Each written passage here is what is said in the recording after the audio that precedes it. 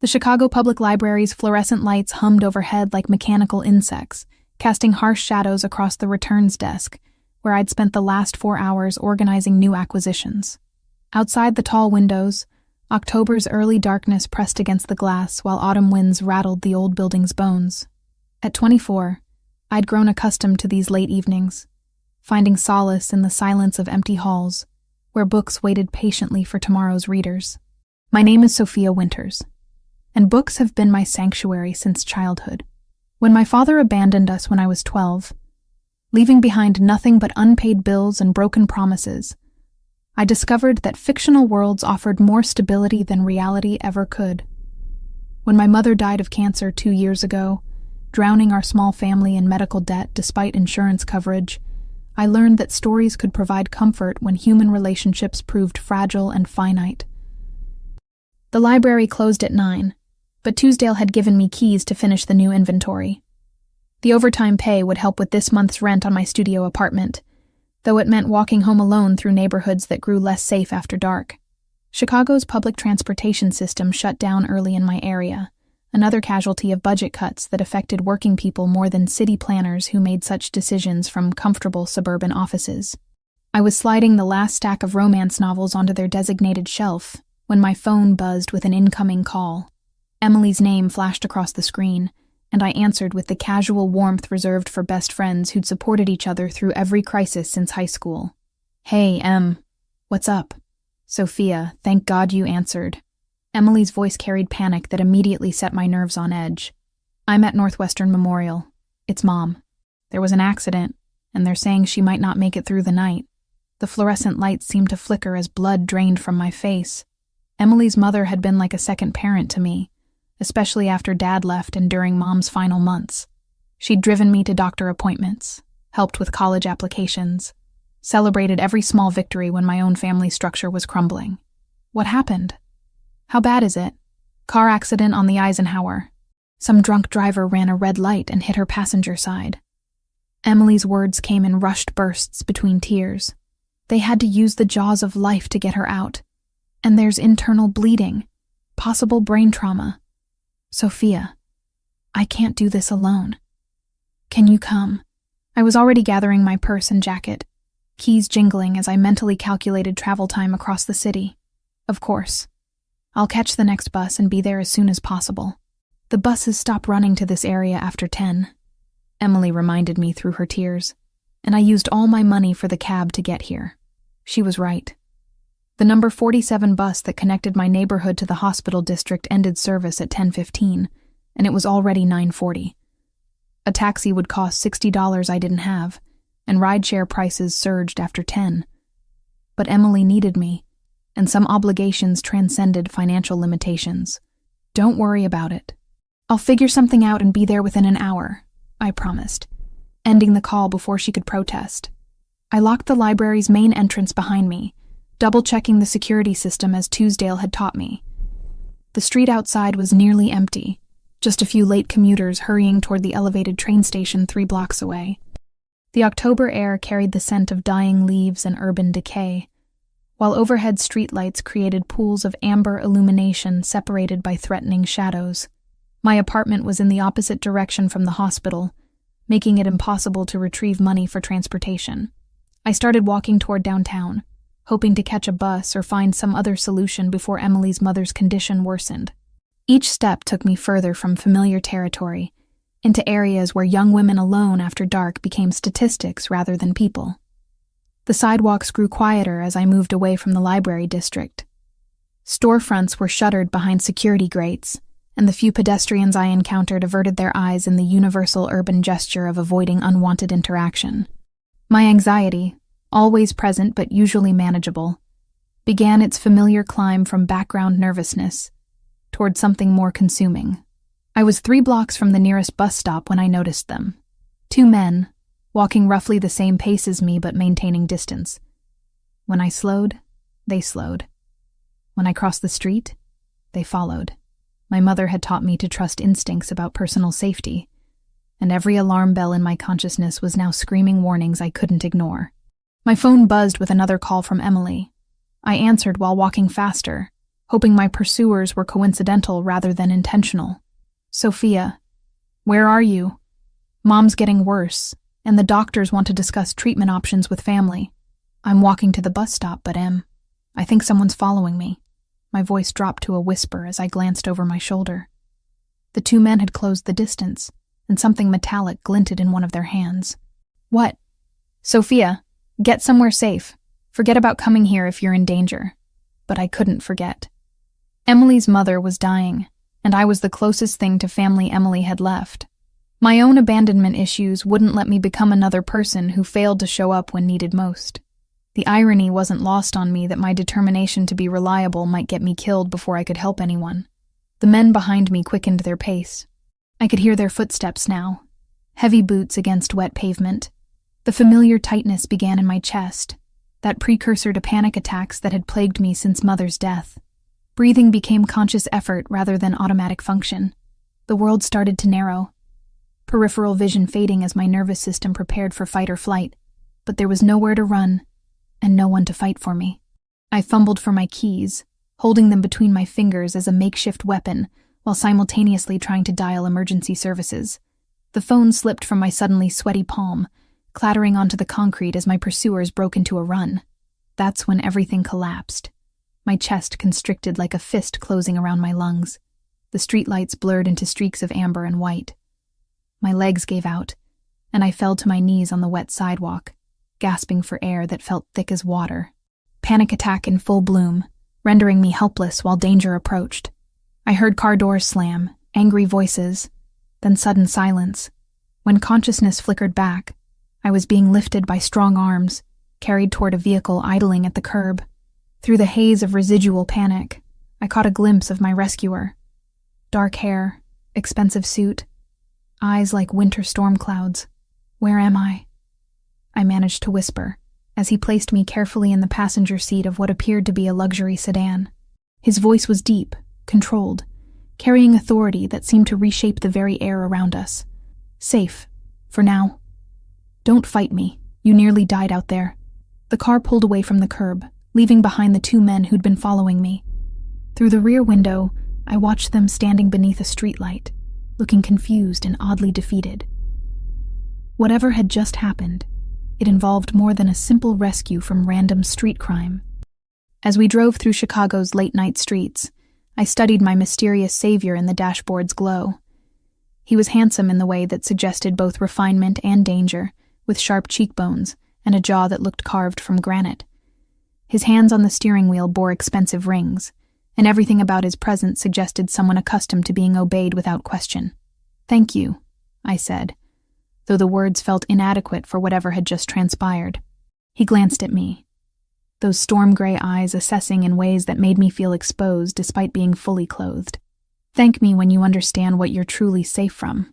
I awakened to sunlight streaming through windows that belonged in an architectural magazine rather than the cramped studio apartment I called home. The bed beneath me felt like floating on clouds, Egyptian cotton sheets that probably cost more than my monthly rent, supporting a mattress that conformed to every curve of my body with luxurious precision. For a disorienting moment, I wondered if I was still dreaming, caught between the panic attack that had claimed my consciousness and whatever strange reality I'd awakened into. The bedroom surrounding me spoke of wealth that existed in different stratospheres than my own experience. Hardwood floors gleamed with the patina of careful maintenance, while original artwork adorned walls painted in colors that suggested professional interior design. Through floor-to-ceiling windows, I could see Lake Michigan stretching toward the horizon, which meant this residence sat in one of Chicago's most exclusive neighborhoods. Memory returned in fragments, collapsing on the sidewalk, strong arms lifting me, a voice promising safety. My rescuer from the previous night remained a mystery wrapped in expensive suits and storm-gray eyes. Where was I? And more importantly, why had a stranger brought me to what appeared to be his home rather than a hospital? The door opened with silent efficiency, admitting a man in his 50s wearing scrubs that marked him as medical personnel. Behind him walked my mysterious rescuer, looking even more imposing in daylight than he had in the sedan's amber glow.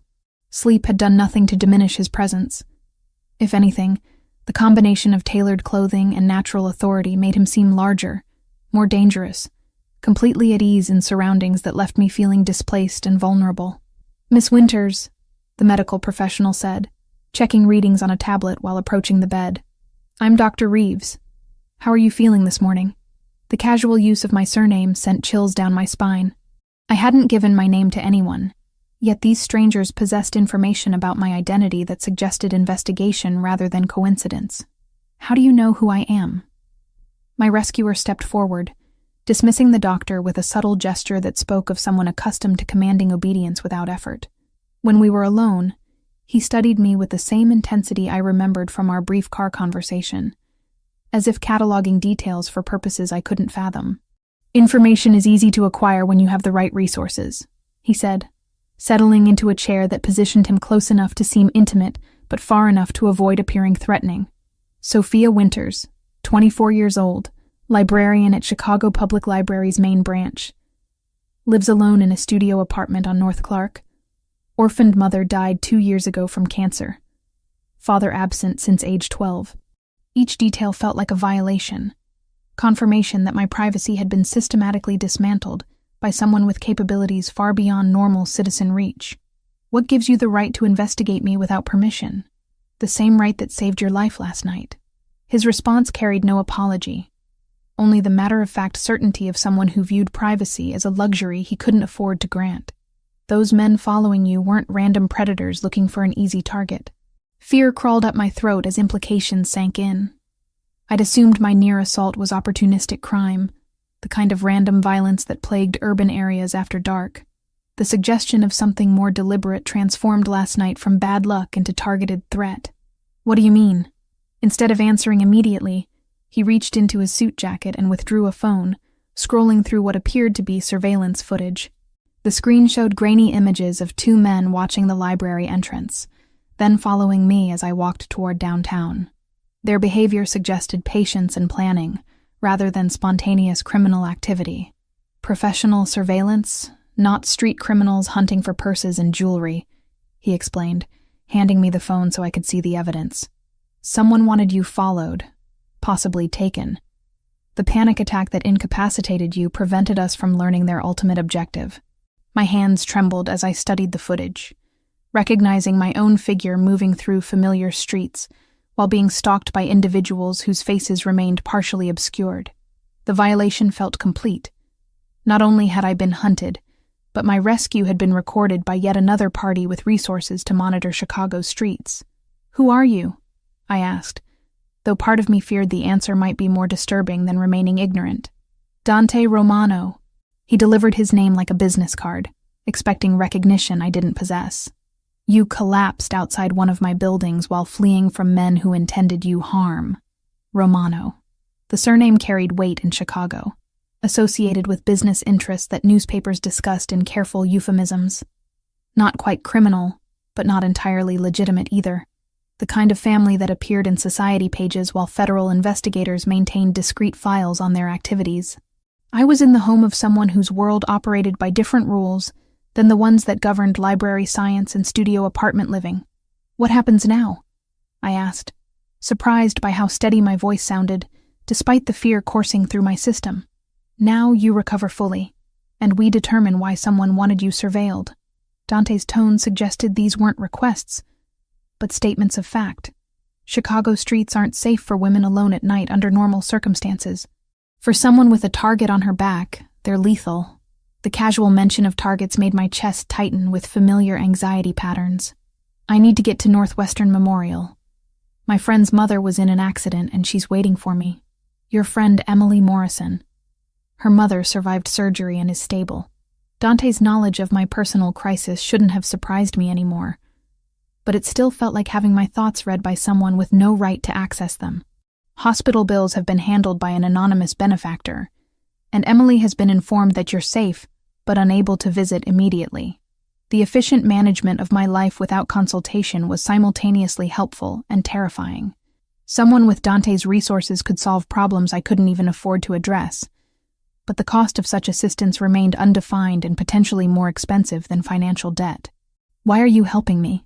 "Because leaving someone to die on my territory reflects poorly on my ability to maintain order." His honesty was brutal, but refreshing after a lifetime of people who sugar-coated their motivations. And because whoever wanted you followed will try again if they believe their first attempt failed due to coincidence rather than intervention. He stood with fluid grace, moving to the window where morning light illuminated the sharp planes of his face and emphasized the controlled power in his posture. From this angle, I could see a small scar bisecting his left eyebrow and the careful way he positioned himself to maintain visual contact with both me and the door. This was someone who'd learned not to trust his back to anyone, even in his own home. This is your choice, Miss Winters. You can return to your apartment, your job, your normal routine, and hope that last night was an isolated incident. Or you can accept my protection until we identify the threat and eliminate it permanently.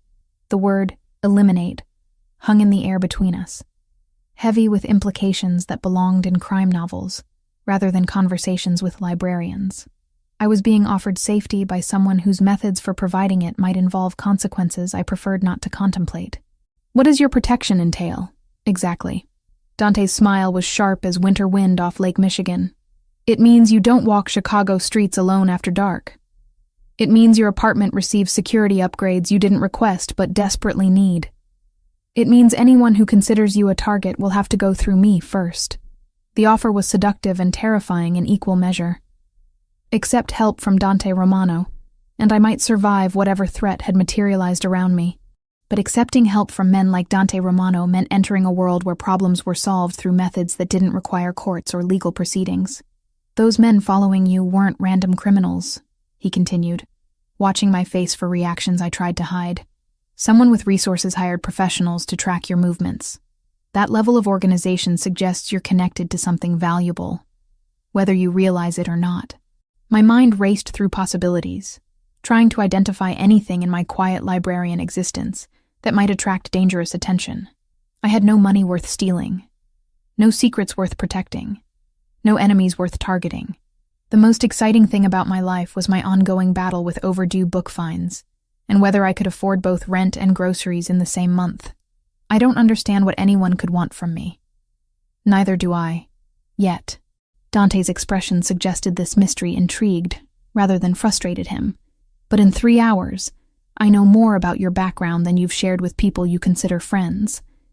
Information is my business, Miss Winters, and you've become very interesting business indeed. The investigation of my life was continuing even as we spoke, I realized. Somewhere in this mansion, people were examining my history, my relationships, my financial records, searching for connections that might explain why someone had marked me for surveillance. The thought of such scrutiny made my skin crawl, but the alternative, remaining ignorant while danger circled closer, seemed infinitely worse. What did you find? I asked, though I wasn't certain I wanted to know the answer. Dante returned to his chair, leaning forward slightly in a gesture that made our conversation feel intimate, despite its frightening subject matter.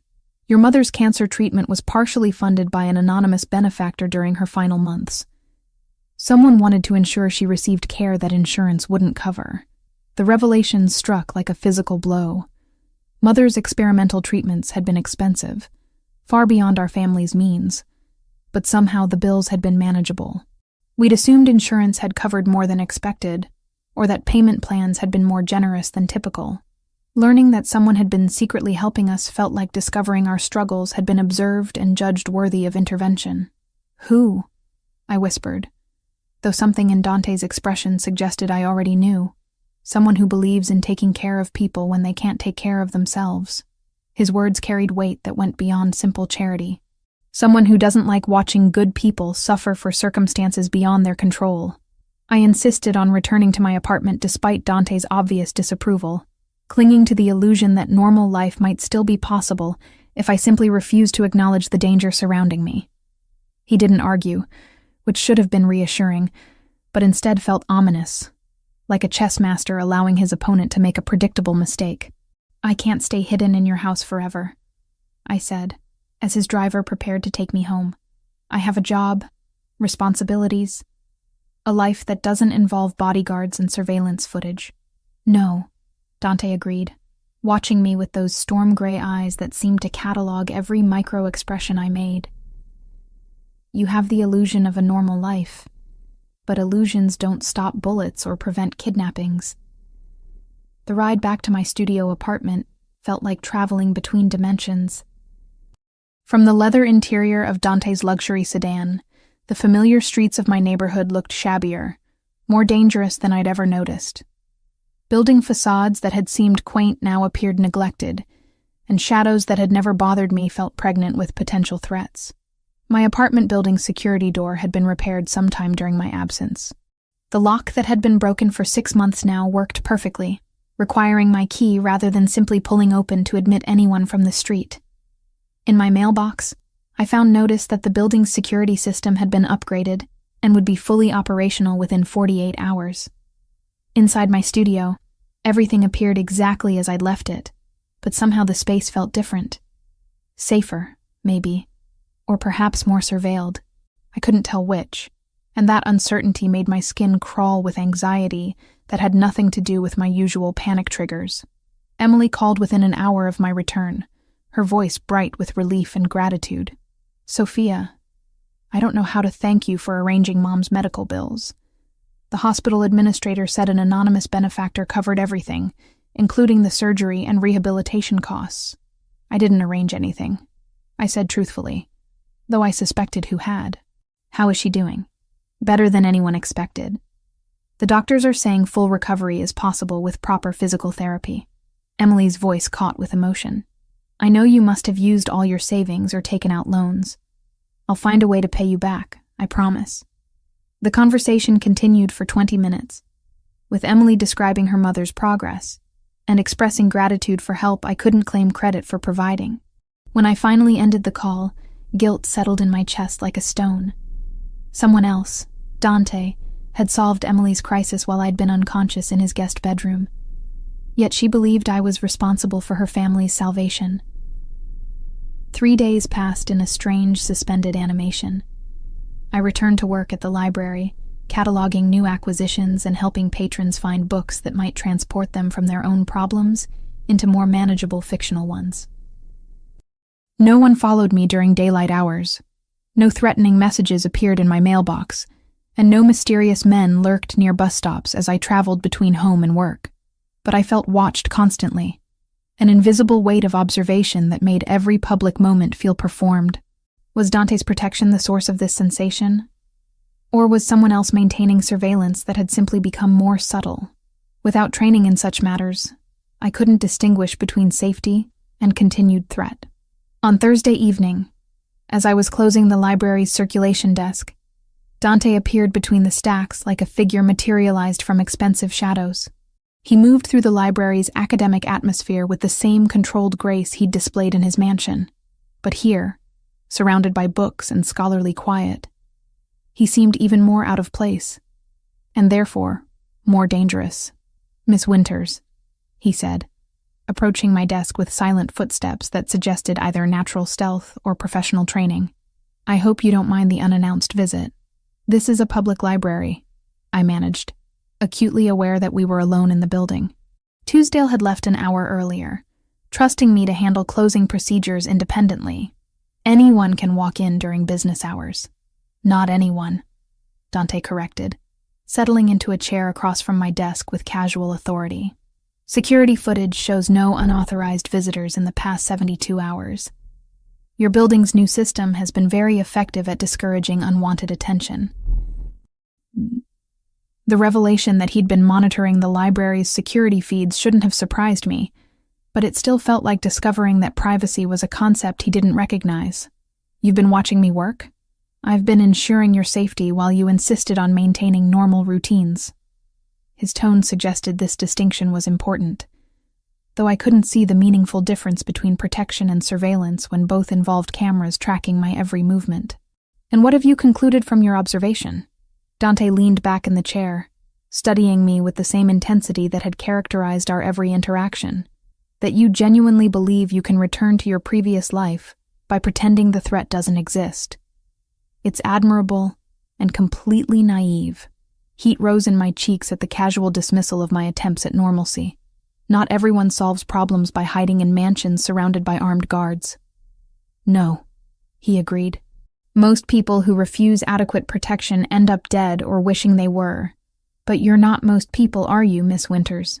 Before I could ask what he meant, Dante stood and moved toward the library's rare books section, running his fingers along leather spines with surprising reverence.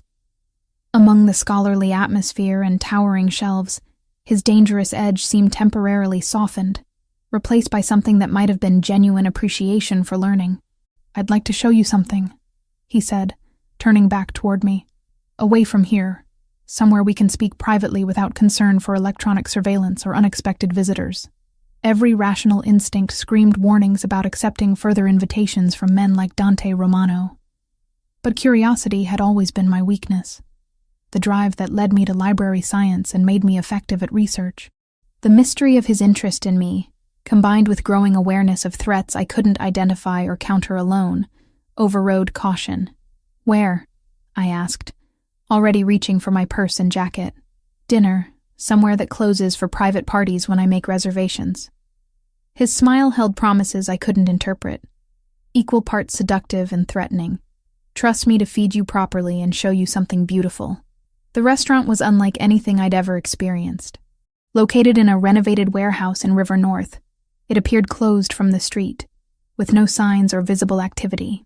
But when Dante's driver pulled to the curb, the door opened immediately, revealing an interior that belonged in European capitals rather than industrial Chicago. Crystal chandeliers cast warm light across tables set with china that probably cost more per place setting than I made in a month. A single table had been prepared in an alcove overlooking the Chicago River, positioned to provide both intimacy and visual security. The waitstaff moved with choreographed precision, appearing when needed and vanishing when conversation required privacy. "You own this place," I said, not really asking. "I own several restaurants throughout the city," Dante confirmed, pouring wine that tasted like liquid luxury into glasses that caught light like captured starlight. "This one caters to clients who value discretion above publicity." The meal was art disguised as food, each course carefully composed and perfectly seasoned, accompanied by wines that enhanced flavors I didn't know existed.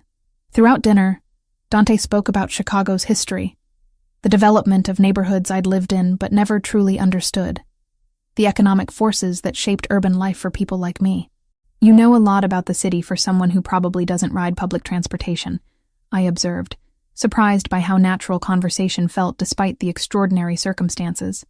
"I know Chicago because it's my responsibility to understand every aspect of my territory," he replied, the word territory carrying implications that went far beyond normal business concerns.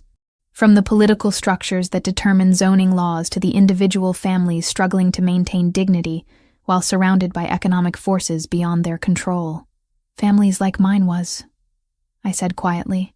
Something shifted in Dante's expression, a softening that made him seem more human, and therefore more dangerous to my emotional equilibrium. "Your mother fought harder than most people could manage. Cancer is a battle that requires resources many families don't possess, no matter how much love they have to give. How do you know so much about her illness?" "Because I made sure she received every possible treatment option." His honesty was gentle, but absolute. When someone dies too young from a disease that money can treat, it reflects poorly on the community that failed to help them. The casual admission that he'd been secretly helping my family for years rewrote everything I thought I knew about my own life. Mother's final months had been painful, but not financially devastating, though we'd assumed her insurance had been more comprehensive than expected. Learning that a stranger had been quietly ensuring her care felt like discovering that my most private struggles had been observed and managed by someone I'd never met. "Why?" I whispered, the question barely audible over the restaurant's soft instrumental music. "Because some things matter more than profit margins or business efficiency." Dante's fingers traced patterns on the white tablecloth, his attention seemingly focused on the abstract design he was creating. "Because watching good people suffer when help is available violates every principle I was raised to respect." When he looked up, his eyes held vulnerability I hadn't seen before, as if admitting to charity was somehow more revealing than confessing to criminal activity. In that moment, I glimpsed the person beneath the dangerous exterior, someone who used power to protect, rather than simply to accumulate more power. "You're not what I expected," I said, surprising myself with the admission. What did you expect? Someone colder, more calculating. Less. I struggled for the right word, then settled on honesty. Less human. Dante's laugh held genuine amusement, rather than the sharp edge that characterized most of his expressions. Humanity is a luxury men in my position rarely afford themselves, but occasionally, someone comes along who makes it seem like a reasonable risk. The weight of his gaze made me feel exposed in ways that had nothing to do with physical vulnerability. We were approaching territory that felt more dangerous than the original threat that had brought us together. Emotional, rather than physical peril that could reshape my understanding of safety and desire. We should go, I said, though every instinct argued against leaving this beautiful space where danger felt distant and intimacy seemed possible. Yes, Dante agreed, but neither of us moved immediately. We should. The drive back to my apartment passed in comfortable silence, the city lights creating a kaleidoscope of color against the sedan's windows. When we arrived at my building, Dante walked me to the entrance, his presence making the familiar streets feel safer than they had since the night I'd collapsed. Thank you for dinner, I said, keys in hand but reluctant to end an evening that had transformed my understanding of the man who'd appointed himself my protector. Thank you for trusting me enough to accept the invitation. He stepped closer, not threateningly, but enough that I could smell his cologne, something expensive and masculine that made my pulse quicken. Sophia. The use of my first name rather than formal address sent warmth through my chest. Before I could analyze the sensation or consider its implications, his fingers brushed against my cheek, tracing the line of my jaw with exquisite gentleness. Sleep well, he said, stepping back before the moment could develop into something more complicated. Tomorrow we begin identifying exactly who wants you under surveillance and why. As I watched his sedan disappear into Chicago's late-night traffic, I realized that accepting Dante Romano's protection had changed more than just my security status. It had awakened possibilities I'd never allowed myself to imagine. Dangerous attractions that threatened to be more consuming than any external threat I might face. The flowers arrived on Friday morning, delivered to the library's main desk while I was helping a graduate student locate obscure poetry collections. A massive arrangement of black roses and white lilies, beautiful in a way that suggested both elegance and menace. The delivery man waited while I signed for them, his professional demeanor masking obvious discomfort with whatever message he'd been hired to convey. Inside the arrangement, nestled among the expensive blooms, was a card written in elegant script. Beautiful things deserve beautiful endings. Some stories conclude whether the reader is ready or not. My hands trembled as I read the message twice, then a third time, hoping the words would somehow rearrange themselves into something less threatening. But the meaning remained crystal clear. Someone was watching me. Someone who viewed my existence as a narrative they had the power to conclude. Tuesdale emerged from the reference section, took one look at the flowers and my pale face, and immediately reached for the phone. I'm calling security, he said. Though we both knew the library's elderly security guard was better equipped to handle noisy teenagers than genuine threats. Don't, I said quickly, surprising myself with the firmness in my voice. I need to handle this through other channels. I called Dante from the staff room, my fingers shaking as I dialed the number he'd given me for emergencies. He answered on the first ring, as if he'd been expecting this exact conversation. What happened? No greeting, no pleasantries, just immediate focus on potential danger. Flowers, with a message. I read him the card's contents, hearing my own voice grow steadier as I spoke. Something about Dante's controlled attention helped center my spinning thoughts. Don't touch them again. Don't throw them away. I'm sending Marco to collect everything for analysis. The background noise on his end suggested movement, preparations being made with the efficiency of someone accustomed to crisis management. Are you safe where you are right now? I looked around the library's familiar interior, suddenly seeing it through different eyes. Wide windows that offered clear sightlines for anyone watching from the street. Multiple entrances that would be impossible to monitor simultaneously. Stacks of books that could conceal someone moving between floors. I don't know anymore. Stay exactly where you are. Marco will be there in 15 minutes, and he's bringing backup. Dante's voice carried the same controlled authority I'd grown to associate with safety.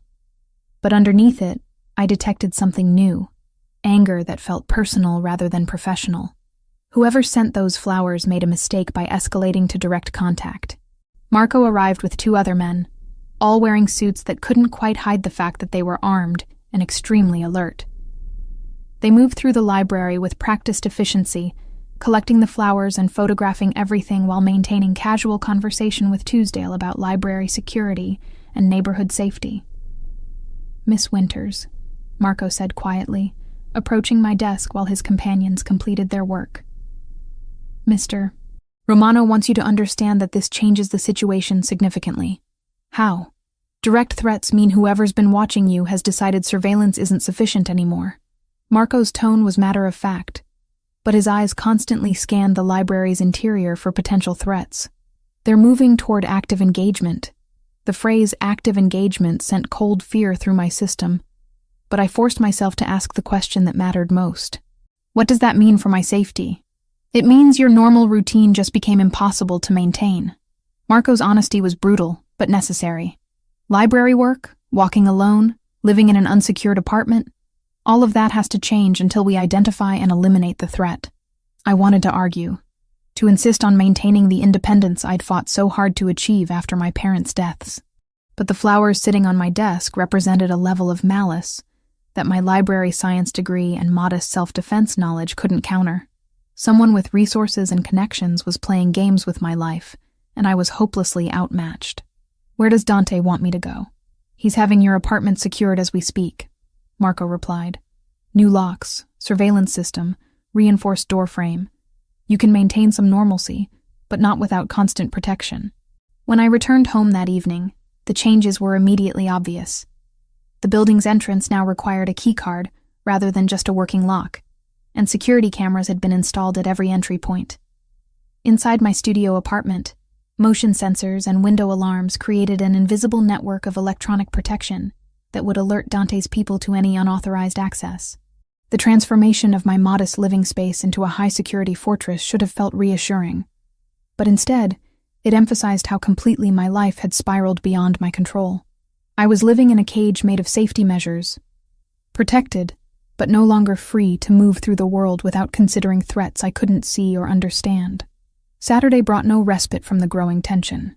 Marco positioned himself discreetly near the library during my shift, while other members of Dante's security team maintained surveillance from vehicles parked strategically around the building. Their presence was subtle enough to avoid alarming other library patrons, but obvious enough to make me hyper-aware of being watched and protected simultaneously. During my lunch break, I discovered Dante waiting in the rare books section, reading what appeared to be a collection of Italian poetry. Surrounded by centuries-old literature and scholarly quiet, he seemed more accessible than usual. Dangerous edge softened by genuine appreciation for learning and culture. "Finding anything interesting?" I asked, settling into the chair across from his reading nook. "Dante Alighieri," he replied, closing the book but keeping his finger between the pages to mark his place. "My namesake, though I doubt my parents expected me to understand the irony when they chose the name." "The irony?" "A man who wrote about journeys through hell while creating his own version of paradise." Dante's smile held self-awareness that was both attractive and unsettling. Sometimes I wonder if he'd recognize the world his descendants created. The literary conversation felt surreal given the circumstances that had brought us together. But it also revealed depths to Dante's character that purely business relationships wouldn't have exposed. Here was someone who found meaning in poetry and philosophy, while managing enterprises that operated outside legal boundaries. "You're not what I expected when I first heard the name Romano," I admitted. "What did you expect?" "Someone less educated, more obviously criminal." I hesitated, then decided on complete honesty. Someone who wouldn't care about anonymous medical bills or flowers with threatening messages. Dante set the book aside and leaned forward, bringing his attention into sharp focus on my face. "The flowers aren't random harassment, Sophia. They represent escalation from professional surveillance to personal intimidation." "What's the difference?" "Professional surveillance suggests someone wants information about your activities, your connections, your potential value as leverage against someone else." His explanation was clinical. but I caught the tension in his voice that suggested personal investment in my safety. Personal intimidation means they've moved beyond information gathering toward direct action. Action like what? Kidnapping, torture, murder disguised as accident or random crime. Dante's brutal honesty cut through any remaining illusions I might have held about my situation. The flowers were a warning that your time for normal life has expired. Fear crystallized in my chest, not the familiar anxiety of my panic attacks, but something colder and more focused. Who would want to hurt me? I don't have money, political connections, access to valuable information. I'm nobody important. You're important to me, Dante said quietly, the admission carrying more weight than any elaborate declaration could have managed. And in my world, that makes you a target for people who want to hurt me but can't reach me directly. The simple statement restructured everything I thought I understood about my situation. I wasn't being threatened because of something I'd done or witnessed, but because of something I'd become. Important to a man whose enemies would use any available weapon against him. I never asked to be important to you, I whispered. Neither did I, Dante replied. But some things happen regardless of what we plan or want, or think we can control. Before I could respond to this admission, Marco appeared between the stacks with the same silent efficiency that characterized all of Dante's people. His expression was grim in ways that suggested the afternoon's developments hadn't been encouraging. "We need to go," Marco said without preamble. "Now." Dante was on his feet instantly, all trace of literary contemplation replaced by focused alertness. "What happened?" "Costa family made contact. They want to discuss terms for your girlfriend's safety." Marco's words sent ice through my veins, confirming fears I'd been trying to suppress since the flowers arrived. "I'm not his girlfriend," I protested, though the distinction felt meaningless when facing people who viewed relationships as opportunities for leverage. "Doesn't matter what you are," Marco replied. "Matters what they think you are, and what they believe Dante will sacrifice to protect you." The Costa family. I'd heard the name mentioned in newspapers, usually in articles about federal investigations and suspicious business practices. They operated in the same shadowy world as Dante, but apparently as competitors rather than allies. "What kind of terms?" I asked, though I suspected the answer would terrify me. "The kind that assume you're negotiable," Dante said, his voice carrying controlled fury that made him seem more dangerous than I'd ever seen him. They're about to learn how wrong that assumption is. As we prepared to leave the library under Marco's protective escort, I realized that my quiet life of books and modest independence had become a casualty of forces beyond my comprehension. But looking at Dante's face as he processed the Costa family's threat, I also understood that someone was prepared to wage war to protect me from consequences I'd never chosen, but could no longer escape. The ride to Dante's mansion passed in tense silence, broken only by periodic phone calls that he answered in rapid Italian, while Marco drove with the focused intensity of someone expecting potential attack at any moment. Through the sedan's bulletproof windows, Chicago's familiar streets looked different. Not like home territory, but like a battlefield where enemies could emerge from any shadow. "What happens now?" I asked, as we pulled through the security gates that protected Dante's Lincoln Park estate. "Now we find out exactly what the Costa family thinks you're worth," Dante replied, "and we show them what I'm willing to do to keep you safe." The promise in his voice should have been reassuring, but instead it felt like standing at the edge of an abyss, knowing that stepping forward would change everything about the person I'd thought I was, and the life I'd believed I wanted. But as another wave of panic tried to claim my composure, I realized something had shifted in my response to danger. Instead of collapsing into helplessness, I felt a strange clarity settle over my thoughts. If being important to Dante Romano made me a target, then perhaps it was time to discover what that importance might make me capable of becoming. Emily arrived at Dante's mansion unannounced on Sunday evening, her appearance so unexpected that security initially refused her entrance until I intervened personally. She looked terrible, hollow-eyed, pale, wearing clothes that suggested she'd been sleeping in them for days. When she finally sat across from me in Dante's formal living room, her hands trembled as she reached for the tea his staff had prepared.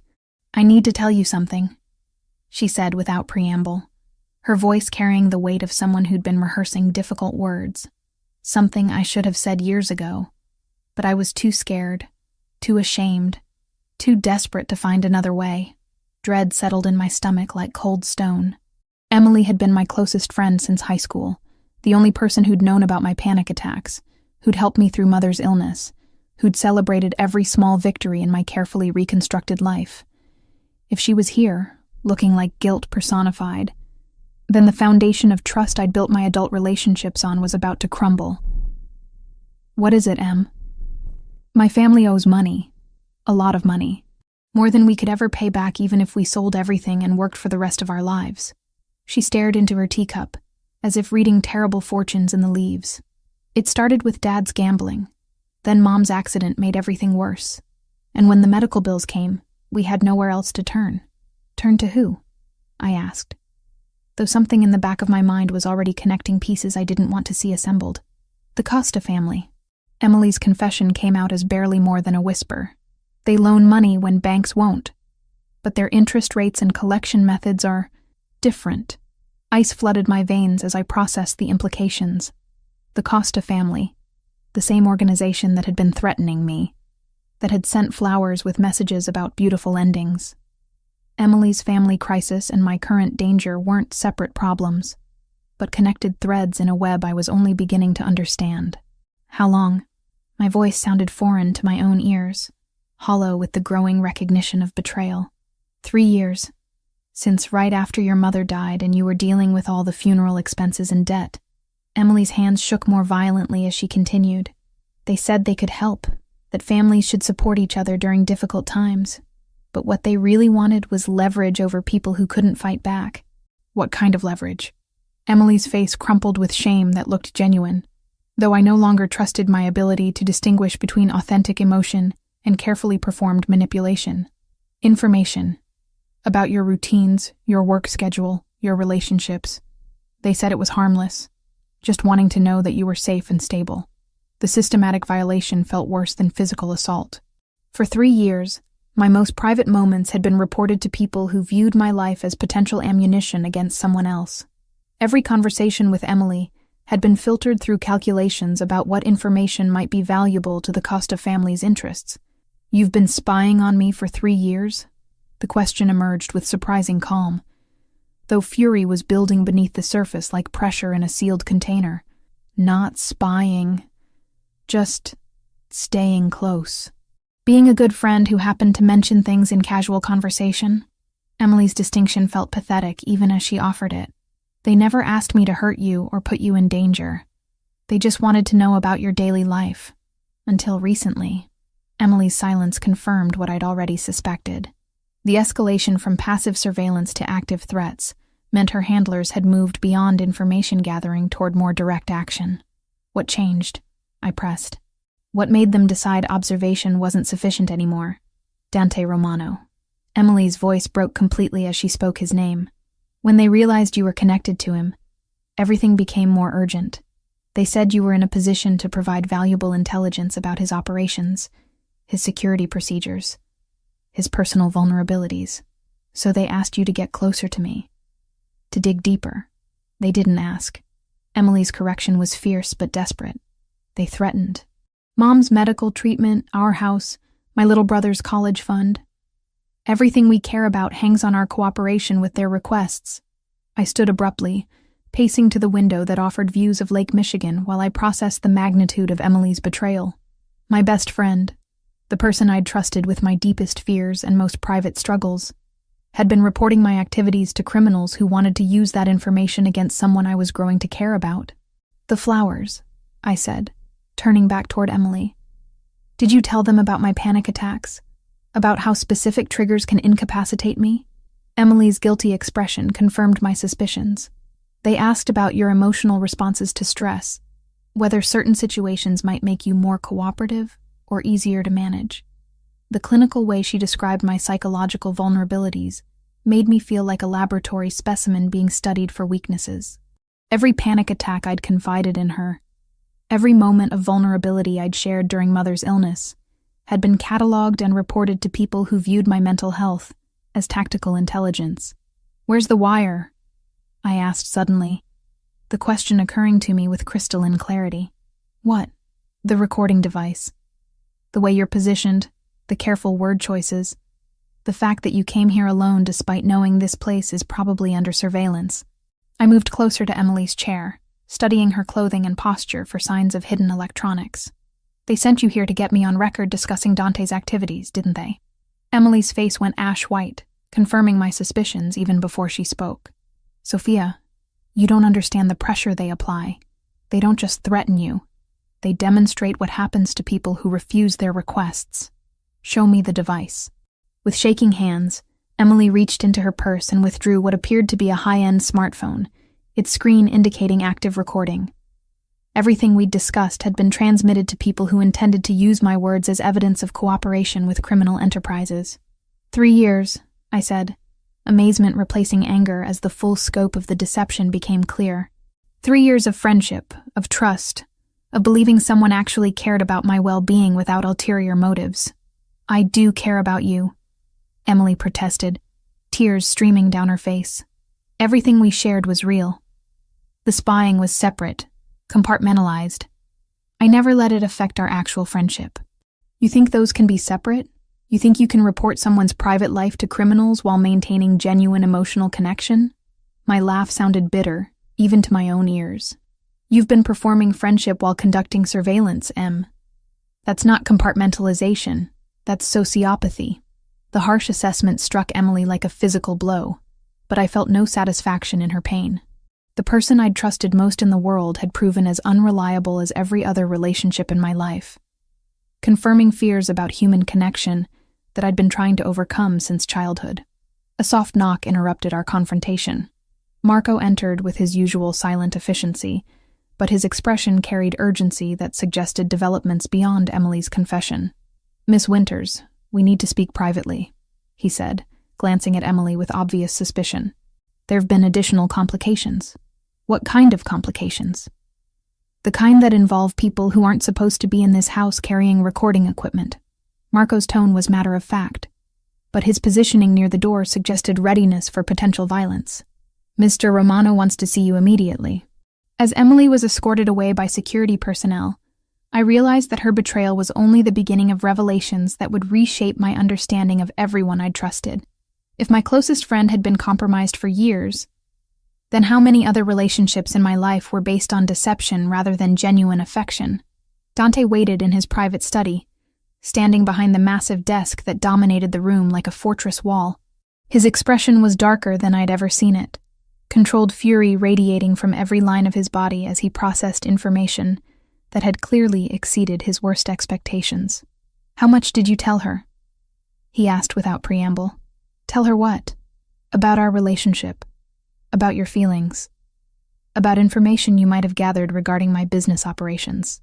Dante's questions came rapid fire, each one highlighting how completely my privacy had been compromised. "How much intelligence did you inadvertently provide to the Costa family through someone you trusted?" The realization hit like cold water. Every conversation with Emily about my growing attraction to Dante, every detail I'd shared about his kindness or his protective behavior, every observation about his home or his associates had been transmitted to people who could use that information as weapons against him. "I don't know," I admitted, sinking into a chair as the enormity of my unwitting cooperation became clear. I told her things I thought were private. Personal observations, emotional responses, details about how you made me feel safe. Emotional responses they can use to manipulate your decision-making.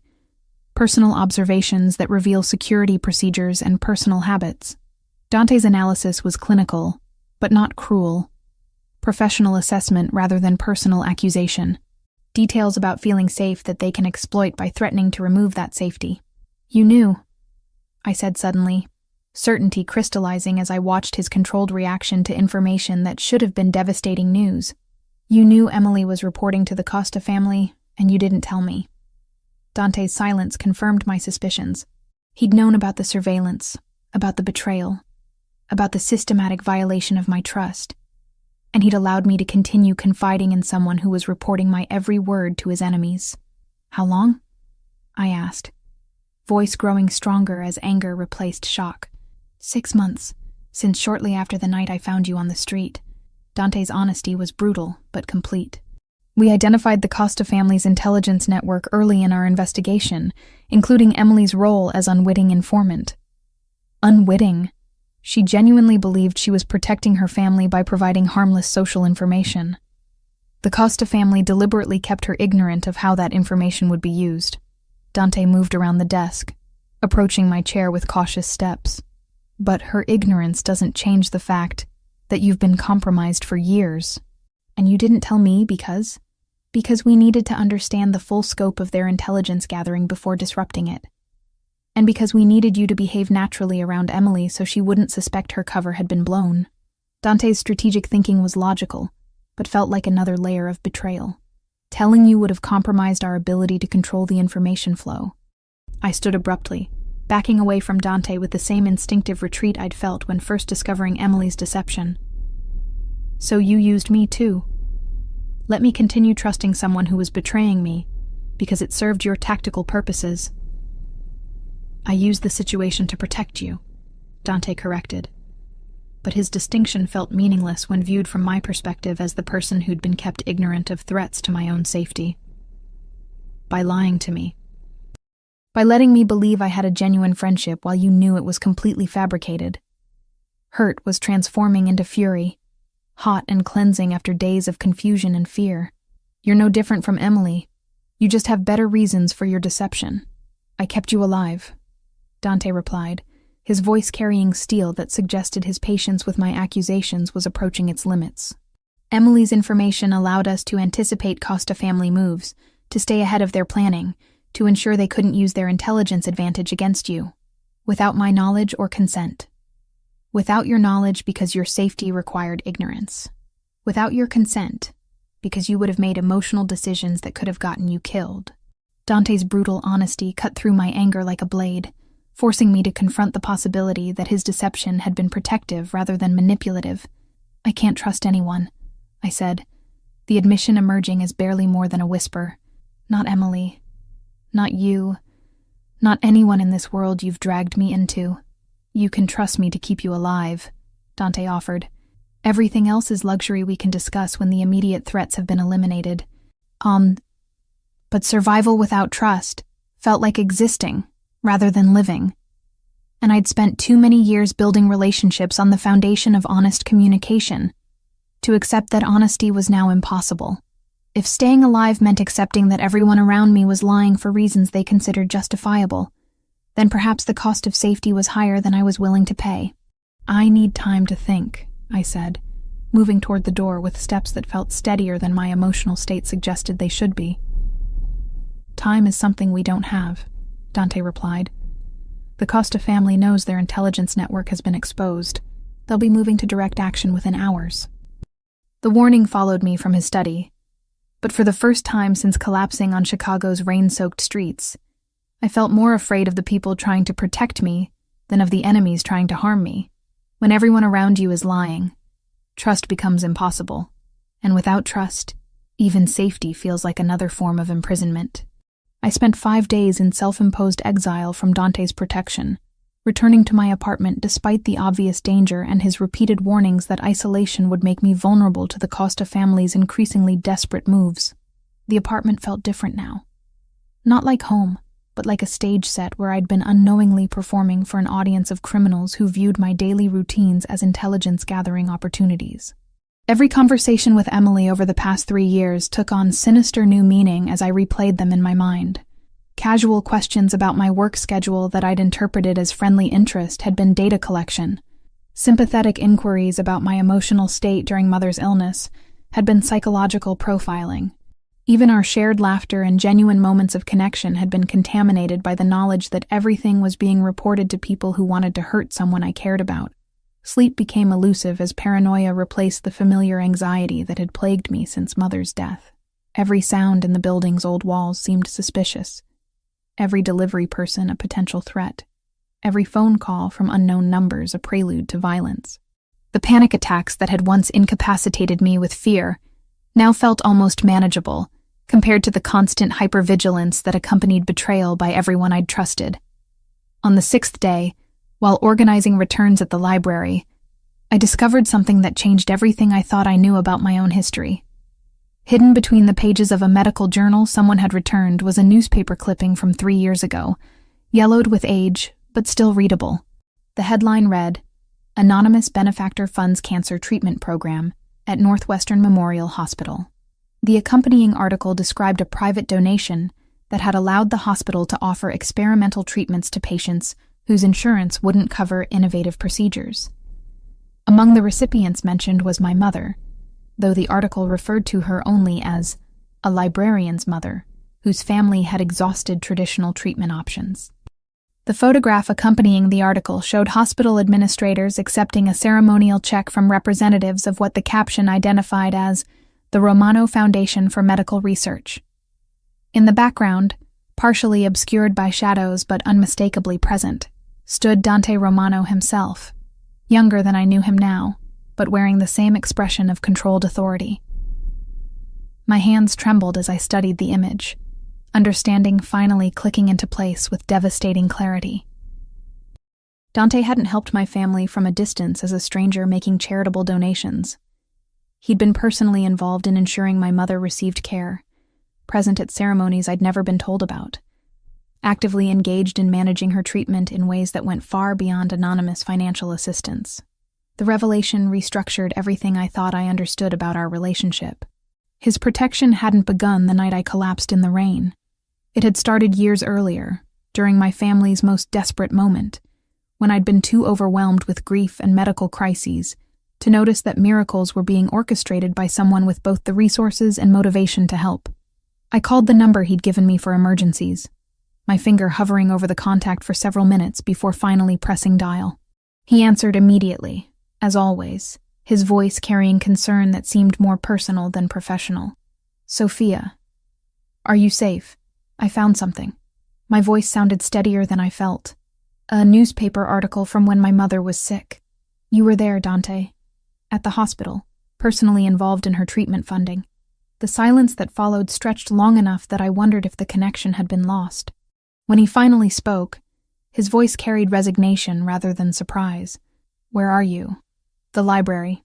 Hiding in the rare books section because it feels like the only place in Chicago where no one's watching me. Stay there. I'm coming to get you.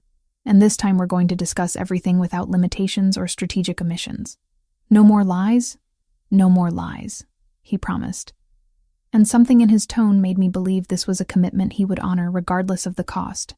Dante arrived within 30 minutes, appearing between the library stacks with his usual silent efficiency, but looking more tired than I'd ever seen him.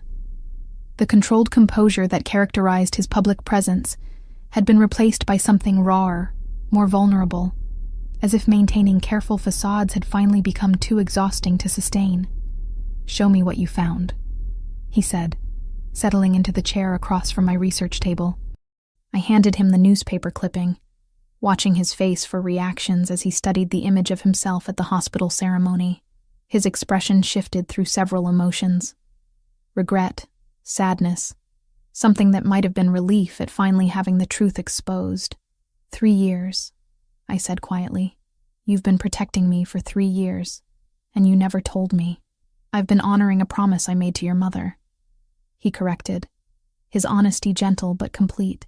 "During her final weeks, when the treatments weren't working despite everything medical science could offer, she asked me to ensure you'd be safe after she was gone." The words hit me like physical blows, restructuring my understanding of both my mother's death and Dante's involvement in my life. "You knew her personally?" "I knew her through the hospital's charity programs. She was grateful for the treatment funding, but worried about leaving you alone without family support." Dante's voice grew softer as he continued. "She made me promise that if anything ever threatened your safety, I would intervene personally, rather than through institutional channels. Why would she trust a stranger with that kind of responsibility? Because she was an excellent judge of character, who understood that sometimes the most dangerous people are also the most reliable when it comes to protecting innocent lives." Dante leaned forward, bringing his full attention to bear on my face. "And because she recognized that you would never accept direct help from someone like me, but you might accept protection if you believed it was coincidental rather than orchestrated." The systematic deception felt overwhelming, but this time it carried weight of care rather than manipulation. My mother, dying and desperate to ensure my future safety, had entrusted my protection to someone whose resources and moral code would make him capable of honoring such a promise, regardless of personal cost. "The night you found me in the rain," I said, pieces falling into place with crystalline clarity. "That wasn't coincidence either. I had people monitoring your routines to ensure your safety. When you deviated from normal patterns and walked alone through dangerous neighborhoods, security was dispatched to maintain discreet surveillance." Dante's admission came without apology, but with obvious regret for the deception it had required. "Finding you collapsed from a panic attack while being followed by potential threats activated protocols your mother and I had hoped would never be necessary. So everything between us has been built on lies. Everything between us has been built on a foundation of protection that required strategic omissions to be effective," Dante corrected. "But the emotions, the attraction, the growing connection, none of that was fabricated or manipulated." I studied his face for signs of deception, applying every psychological technique I'd learned for reading human behavior under stress. What I saw was exhaustion from maintaining necessary lies, mixed with genuine relief at finally being able to speak honestly about motivations that had driven years of covert protection. "Marco," I said suddenly, another piece clicking into place. "His sister. The Costa family threatened her to force his cooperation, but you've known about his divided loyalty for months. Marco came to me when the Costas first approached him. His sister's safety was never actually at risk because we moved her to protective custody the day after their initial contact." Dante's revelation continued dismantling my understanding of recent events. His apparent betrayal was performance designed to feed false information to the Costa family while we identified the full scope of their intelligence network, including Emily, who genuinely believed she was protecting her family by providing social information about someone the Costa family described as a potential witness to unspecified criminal activity. Dante's analysis was clinical, but not cruel. She never knew she was being used to gather intelligence about you specifically, or that her cooperation was part of a larger strategy to neutralize threats against someone I'd promised to protect. The revelation that Emily's betrayal had been manipulated by people even more calculating than I'd realized should have felt reassuring. But instead, it emphasized how completely my life had become a chess game, played by people with resources and motivations I couldn't fully comprehend. "What happens now?" I asked, surprised by how calm my voice sounded despite the emotional upheaval of having my entire reality restructured. "Now you have complete information and can make an informed choice," Dante replied. "Accept my continued protection with full knowledge of what it entails and why it began, or reject it and face the Costa family's escalating threats without assistance. Those aren't really choices. That's accept help or die. Sometimes the world only offers survival options rather than preferences," Dante said with brutal honesty. "But survival is still a choice. And it's one your mother wanted you to have the opportunity to make." I looked around the library's familiar interior. The stacks where I'd found refuge during every crisis. The research tables where I'd spent countless hours losing myself in other people's stories. The quiet corners where books had provided more reliable companionship than human relationships. This place represented everything I'd built my adult identity around, but it also represented limitations that might no longer be adequate for the person I was becoming. "If I choose your protection," I said carefully, "what does that mean for us personally? It means we find out what exists between us when it's not complicated by strategic deceptions or manufactured emergencies." Dante's smile held promise that felt more dangerous than any external threat I'd faced. "It means we discover whether what we feel for each other can survive complete honesty about who we are and what we're willing to do for each other." The offer was seductive and terrifying in equal measure. Accept Dante's protection and enter a world where violence was always one decision away, where power was maintained through methods that didn't require legal proceedings, where love itself might become a weapon used by enemies seeking leverage. But reject his help and face threats I couldn't counter alone, abandoning not just safety, but the possibility of discovering what we might build together. "The Costa family," I said, needing to understand the scope of immediate dangers before making longer-term commitments. "What exactly do they want from me now that their intelligence gathering has been exposed?" Direct access to information about my operations, my security procedures, my personal vulnerabilities. Dante's assessment was matter of fact, but sobering. Or failing that, they want to use your continued existence as leverage to force concessions in business territories they're trying to acquire. Meaning? Meaning they'll keep you alive only as long as your suffering can be used to manipulate my decision-making, he said with controlled fury that made him seem more dangerous than I'd ever seen him. The moment they decide you're no longer useful for psychological warfare, you become a liability to be eliminated. The clinical description of my value as a hostage should have triggered another panic attack. But instead, I felt a strange clarity settle over my thoughts. The Costa family viewed me as expendable ammunition in a war I'd never chosen to join, but their mistake was assuming that being expendable meant being powerless. "I choose you," I said, the words emerging with conviction that surprised me. "I choose this dangerous life because it's the only real choice I have. And I choose to fight rather than hide." Dante's expression shifted through surprise, relief, and something that looked like pride. Fighting means accepting that you'll need to do things that contradict everything you thought you knew about yourself. Then I guess I'll discover who I really am when everything familiar gets stripped away, I replied, feeling strength I didn't know I possessed, flowing through my voice. But I'd rather face that discovery with you than face certain death alone.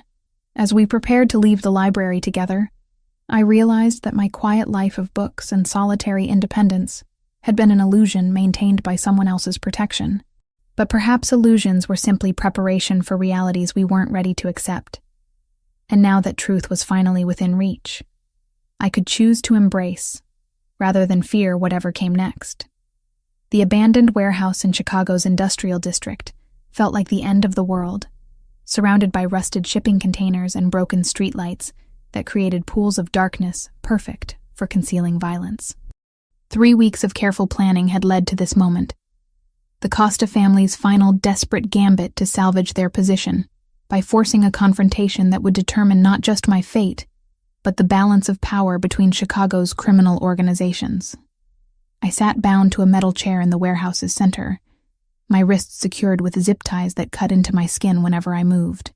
The concrete floor beneath me was stained with substances I preferred not to identify, while overhead fluorescent lights flickered with electrical problems that cast everything in unstable, stuttering illumination. Vincent Costa paced around me like a predator circling wounded prey, his expensive suit incongruous against the industrial decay surrounding us. He was older than I'd expected, maybe 60, with silver hair and the kind of cold authority that spoke of decades spent making life-and-death decisions without hesitation or regret. "Miss Winters," he said, his voice carrying cultured tones that belonged in boardrooms rather than warehouses scheduled for demolition. "I hope you understand that none of this is personal. You're simply the most effective pressure point available for influencing Mr. Romano's business decisions." 50 feet away, Emily and a young woman I didn't recognize, Marco's sister, I realized, were secured to similar chairs, both looking terrified, but unharmed. Their presence served as additional leverage, multiple hostages to complicate any rescue attempt, and ensure Dante's compliance with whatever terms Vincent intended to propose. "What do you want?" I asked, surprised by how steady my voice sounded despite the zip ties and the very real possibility that I might not survive the next hour. "Simple territorial concessions," Vincent replied, consulting an expensive watch that probably cost more than my annual salary. "Mr. Romano withdraws from the Port Authority contracts, ceases expansion into the Southside distribution networks, and transfers management of the Museum District Protection Services to our organization. In exchange for what? Your continued existence, and theirs." He gestured toward Emily and Marco's sister with casual indifference. Though I should mention that Mr. Romano's compliance isn't the only factor determining whether you leave here alive. Before I could ask what he meant, the warehouse's main entrance burst open with explosive force. Dante appeared in the doorway, flanked by Marco and 8 other men, all moving with the coordinated precision of military special forces. They spread through the space with practiced efficiency, taking positions behind shipping containers and machinery that provided cover while maintaining clear firing lines. "Vincent," Dante called across the warehouse, his voice carrying the same controlled authority I'd grown to associate with safety. "Let's discuss this like civilized businessmen." Civilized businessmen don't kidnap innocent women to resolve commercial disputes, Vincent replied, positioning himself behind my chair where Dante's people couldn't get a clear shot without risking my safety. Civilized businessmen also don't threaten families to force cooperation from their subordinates, Dante countered, and I caught sight of him between the containers, looking more dangerous than I'd ever seen him. But we've both moved beyond civilization, haven't we? The standoff stretched for several heartbeats, tension coiling between the two groups like pressure in a sealed container. Around us, Chicago's industrial district hummed with late-night activity. Trucks on distant highways, trains moving through switching yards, the constant background noise of a city that never truly slept. Your terms are unacceptable, Dante continued, beginning to move closer with slow, deliberate steps. Counter-proposal. Release the women unharmed, and we settle this dispute through traditional means. Traditional means favor whoever has superior numbers and better strategic position, Vincent said with cold amusement. I have 3 hostages and home field advantage. You have more guns but no clear shots that don't risk civilian casualties. The tactical assessment was accurate but incomplete. Vincent had calculated firepower and positioning, but he'd failed to account for one crucial variable: the psychological stability of his hostages under extreme stress. During the past 3 weeks, Dante had insisted I learn techniques for managing panic attacks under pressure, turning my greatest vulnerability into a potential asset. Breathing exercises, grounding techniques, methods for maintaining clarity when adrenaline threatened to overwhelm rational thought. I'd assumed the training was precautionary, insurance against future anxiety episodes. Now I realized it had been preparation for exactly this scenario. Instead of letting fear consume my ability to think clearly, I forced myself to catalog every detail of our surroundings. Vincent's positioning behind my chair, the location of his backup personnel, the industrial equipment that might provide concealment or weapons, the timing of the flickering overhead lights that created brief moments of visual confusion. Emily, I called softly, drawing Vincent's attention back to me. Remember the breathing exercises we used to practice during exam week? The ones that helped with test anxiety? Emily's eyes widened with understanding, and I saw recognition dawn in her face. She began implementing the slow, controlled breathing pattern we'd developed during college, her visible panic gradually subsiding into focused calm. Marco's sister, I continued, not knowing her name, but needing her cooperation. Copy what Emily's doing. Breathe slowly. Count to 4 on each inhale. Hold for 4 counts. Exhale for 4 counts. The younger woman followed Emily's lead, and within minutes both hostages had transitioned from terrified civilians into people capable of coordinated action when the opportunity arose. Vincent noticed the change in atmosphere, his attention sharpening on what had been 3 panicked women, and was now becoming something more dangerous to his strategic position. Clever girl. But breathing exercises won't stop bullets or change the mathematics of this situation. No, I agreed. But they'll help us make better decisions when the mathematics change. As if summoned by my words, the warehouse's electrical system chose that moment to experience one of its periodic failures. The flickering lights died completely, plunging everything into darkness, broken only by emergency lighting that cast red shadows across concrete and steel. In the seconds of visual confusion that followed, everything happened at once. Emily threw herself sideways, taking her chair to the ground and rolling behind a shipping container. Marco's sister followed her lead, using techniques someone had clearly taught her for escaping restraints under pressure. Vincent's grip on my shoulder tightened as he tried to maintain control of his primary hostage. But I'd already begun implementing escape procedures Dante's people had drilled into me during weeks of preparation. The zip ties securing my wrists had been cut not with conventional tools, but with a ceramic blade hidden in the lining of my jacket. Invisible to metal detectors but sharp enough to slice through plastic restraints when applied correctly. As Vincent realized his hostages were escaping, his attention divided between maintaining personal safety and preventing the collapse of his strategic advantage. That moment of distraction was exactly what Dante's team had been waiting for.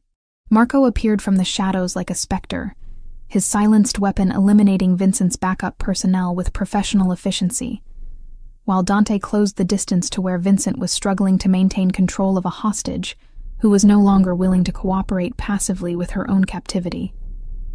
"Let her go," Dante said, his voice carrying absolute authority, despite speaking barely above a whisper. "She's my insurance policy," Vincent replied, but his grip on my arm was weakening as he tried to track multiple threats in the unstable lighting. "Your insurance policy just became your liability." I twisted free of Vincent's grasp with techniques learned during 3 weeks of intensive self-defense training, putting distance between us while creating a clear line of sight for Dante's weapon. What followed was brutal and brief. Vincent Costa's long career of using violence to solve business disputes ended with the same swift efficiency he'd once applied to his own enemies. When the emergency lighting stabilized, he lay motionless on the concrete floor while Dante knelt beside me, checking for injuries with hands that trembled slightly despite his outward composure. "Are you hurt?" he asked, his professional assessment mixing with personal concern in ways that made his voice rough with emotion. "Scared but functional," I replied, surprised by how accurate the description felt. The terror was still there, but it existed alongside something new. Confidence in my ability to function under pressure that I'd never possessed before. Emily approached cautiously, looking shell-shocked but uninjured. "Sophia, I'm so sorry. For everything. For the spying. For the betrayal.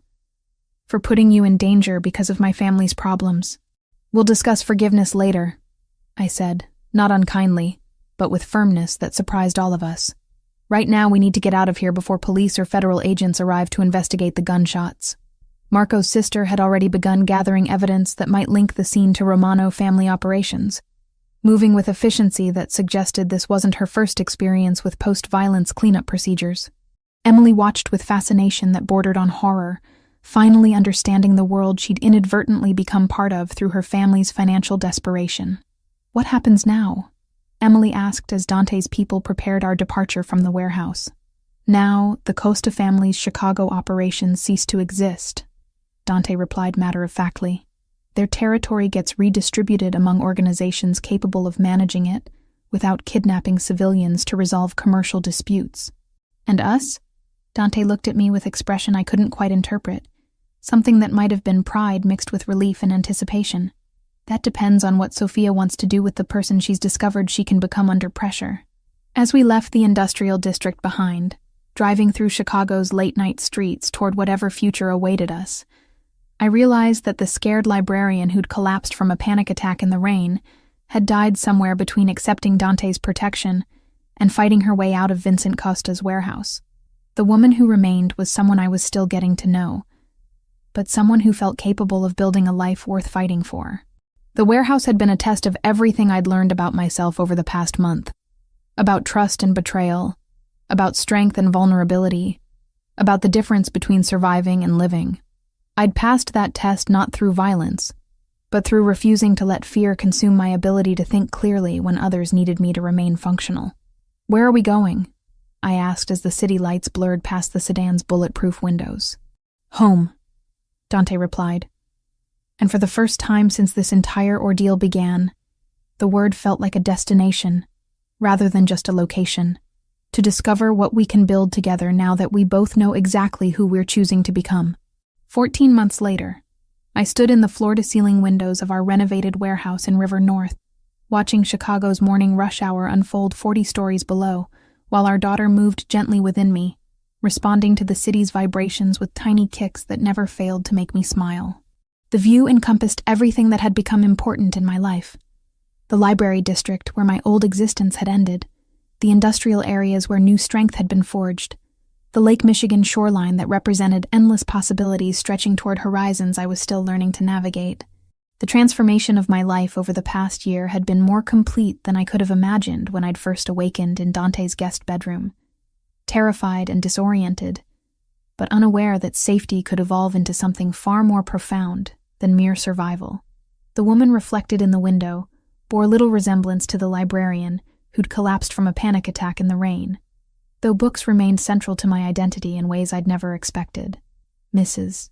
Romano," came a voice from behind me, spoken with the respectful formality that had replaced the casual familiarity of my previous life.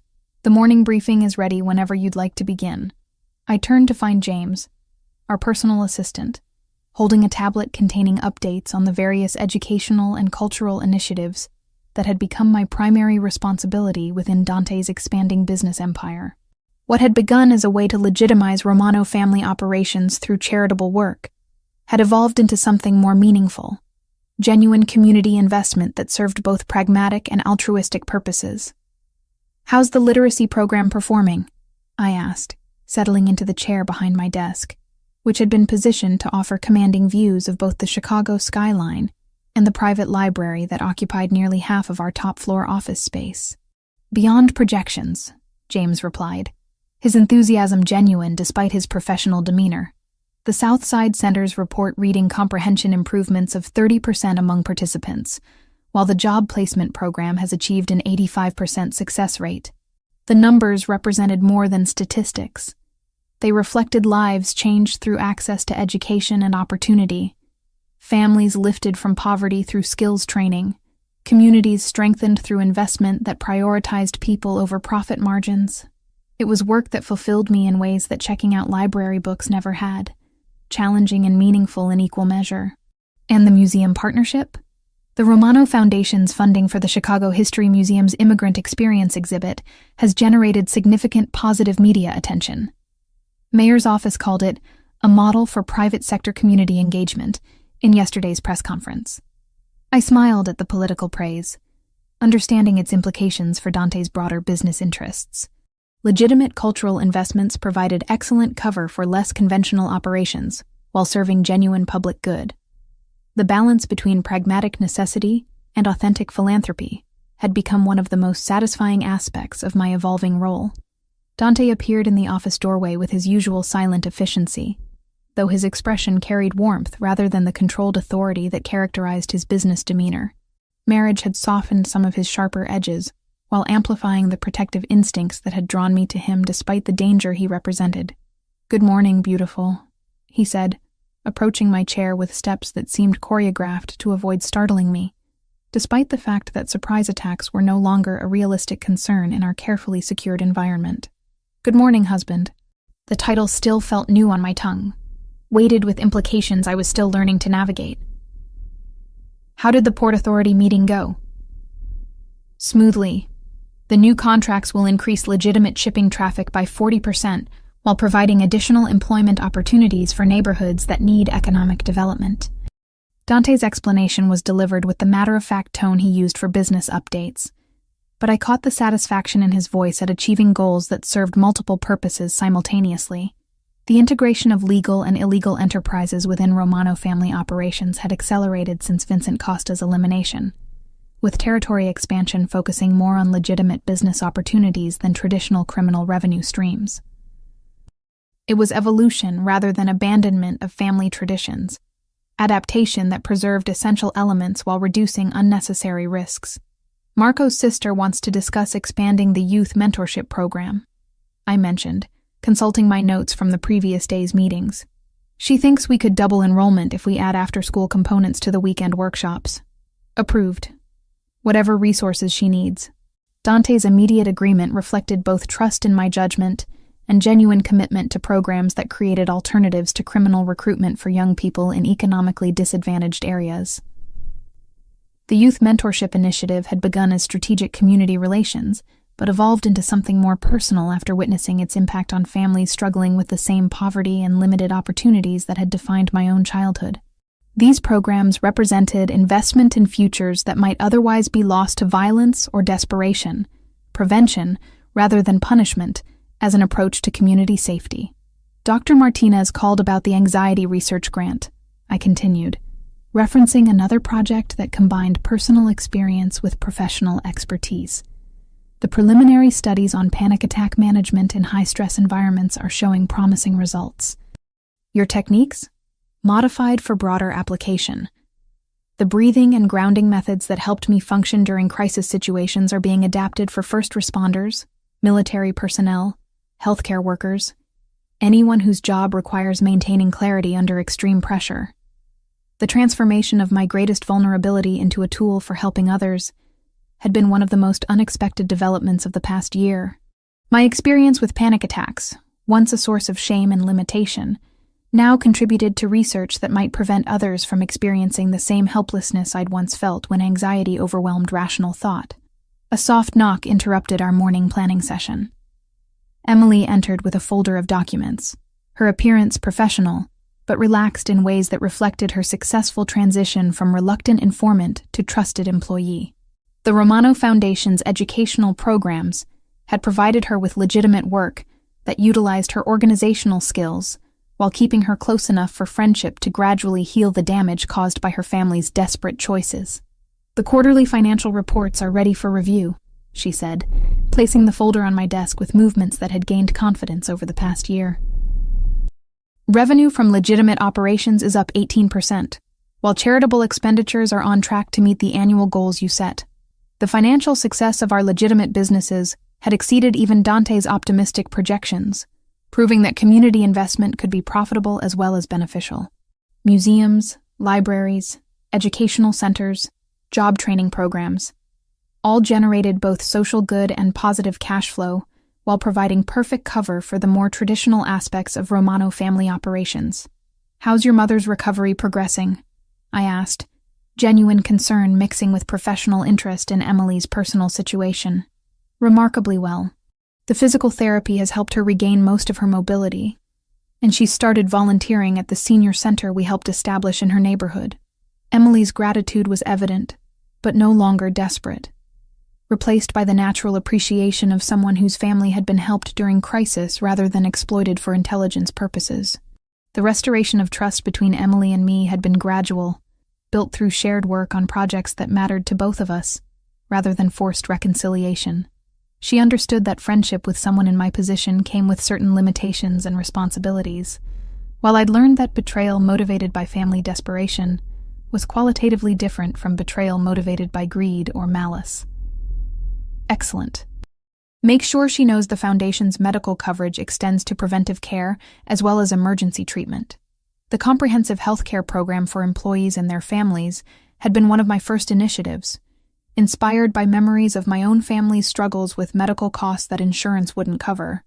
After Emily departed to handle the day's administrative tasks, Dante and I retreated to the private section of our office, a comfortable seating area surrounded by floor-to-ceiling bookshelves that housed both rare first editions and contemporary works on psychology, education, and community development. This space served as refuge when business pressures became overwhelming, literary sanctuary within the broader empire we were building together. "Any regrets?" Dante asked, settling beside me on the leather couch while his hand found its way to my growing belly, where our daughter moved with increasing frequency as her due date approached. "About which decision? Accepting your protection? Joining your family? Transforming my panic attacks into research opportunities? Or marrying someone whose enemies occasionally require permanent solutions?" My tone was light, but the question addressed serious territory we'd navigated carefully throughout our relationship. "Any of them. All of them." His honesty was gentle but complete. "I know this isn't the life you'd planned before you collapsed in that rain. The life I'd planned was built on illusions about safety and independence that were never realistic for someone like me." I leaned into his warmth, feeling our daughter respond to the sound of her father's voice, with movements that suggested she already recognized his presence. "This life is built on truth about what protection costs and what love requires. And you're comfortable with those costs and requirements?" "I'm comfortable with choosing them consciously, rather than having them imposed without my knowledge." The distinction had become crucial to my acceptance of everything Dante's protection entailed. "I understand what you do, and why it's necessary. I've seen what happens to people who refuse adequate security in worlds where violence is always an option." The memory of Vincent Costa's warehouse still occasionally triggered anxiety responses, but they were manageable now, controlled through techniques that transformed fear into focus rather than paralysis. The woman who'd escaped zip-tie restraints and coordinated hostage rescue operations was someone I'd needed to become, though I'd never imagined such capabilities lay dormant within my cautious librarian personality. "Dr. Martinez says our daughter will probably inherit my anxiety tendencies," I mentioned, referring to recent conversations about genetic predisposition and environmental factors, but also that children raised with healthy coping mechanisms tend to view anxiety as manageable, rather than overwhelming. She'll never lack for protection or resources to handle whatever challenges she faces, Dante said with the absolute certainty that characterized his approach to family security. But more importantly, she'll have parents who understand that strength comes from facing difficulties rather than hiding from them. The afternoon passed in comfortable routine, reviewing foundation reports, discussing security updates, planning expansion of educational programs that had proven successful beyond our initial expectations. The integration of legitimate and traditional family business had reached equilibrium, with each aspect supporting and concealing the other in ways that maximized both profit and community benefit. As evening approached, transforming Chicago's skyline into a canvas of gold and amber light, I found myself standing again at the windows that offered panoramic views of the city that had become truly home for the first time in my life. The library district where my old existence had ended looked different now, not like limitation but like preparation for possibilities I'd been too afraid to imagine. "Dinner's ready whenever you are," Dante said from the doorway, his voice carrying domestic warmth that belonged in suburban kitchens rather than the command centers of criminal organizations. "I'll be right there." I remained at the window for another moment, hand resting on my belly where our daughter moved in response to my voice. Considering the journey that had brought me from terrified collapse to confident partnership with someone whose protection had evolved into love that felt worth any price it required. The woman reflected in the glass wore expensive clothing that had been tailored to accommodate pregnancy, jewelry that marked her status within Chicago's complex social hierarchies, confidence that came from understanding exactly how much power she wielded and how to use it responsibly.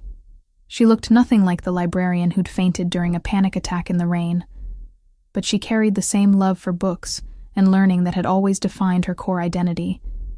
"I'm not the same person I was when this started," I said aloud, though whether to Dante or to our unborn daughter or to my own reflection wasn't entirely clear. "Neither am I," Dante replied, his arms encircling me from behind with gentleness that contrasted sharply with the controlled violence he was capable of applying when family safety was threatened. "Some transformations are worth everything they cost." As we prepared to join Marco and his sister for dinner, family meals had become sacred time protected from business interruptions. I realized that accepting Dante's protection had taught me the difference between safety and security, between surviving and thriving, between independence and isolation. The choices I'd made had consequences that extended far beyond personal happiness, into community impact and family legacy. Our daughter kicked again, stronger this time, as if responding to the contentment in her parents' voices or the promise of a future built on truth rather than illusion. She would grow up knowing exactly what her family did and why it was necessary, raised with resources and protection that would allow her to choose her own path while understanding the responsibilities that came with privilege. "She's going to be strong," Dante observed, feeling our daughter's movements through my skin. "She's going to be loved," I corrected, though strength and love weren't mutually exclusive in the world we were creating for her. "And she's going to understand that some things are worth fighting for." The Chicago skyline glittered beyond our windows, 8 million people pursuing dreams and ambitions that sometimes required protection from predators who viewed vulnerability as opportunity. Within that vast urban landscape, we'd carved out space for building something that mattered, a family, a legacy, a version of power that served others rather than simply accumulating resources for their own sake. As we headed toward dinner and conversation with people who'd become family through choice rather than blood, I understood finally that panic attacks in the rain sometimes led to destinations we never could have reached through careful planning. Some journeys began with collapse and ended with transformation that made the terror of falling worth every moment of uncertainty about where we might land.